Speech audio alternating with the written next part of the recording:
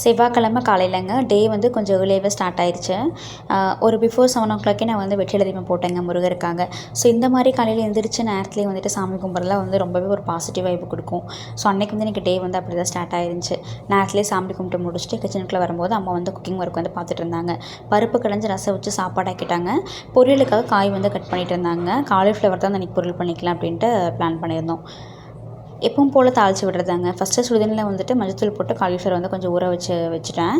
அதுக்கப்புறம் ஆயில் விட்டு கடுகு, கருவேப்பிலை, தக்காளி, பெரிய வெங்காயம், அதுக்கப்புறம் ஸ்பைசஸ்லாம் ஆட் பண்ணிவிட்டு கொஞ்சம் சால்ட் ஆட் பண்ணிவிட்டு அதுக்கப்புறம் காய் வந்து ஒரு 50% வெந்துருந்துச்சுங்க.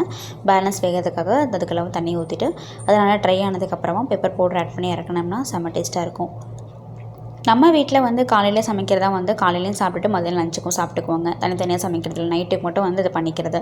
இன்கேஸ் மாவு ஆட்டியிருந்தாங்க அப்படின்னா காலையில் வந்து இட்லி ஊற்றிட்டோம்னா மதியானத்துக்கும் தோசை இதை ஊற்றிக்கிறது, நைட்டுக்கு சாப்பாடு செஞ்சுக்கிறது. அந்த மாதிரி தான் நம்ம வீட்டில்.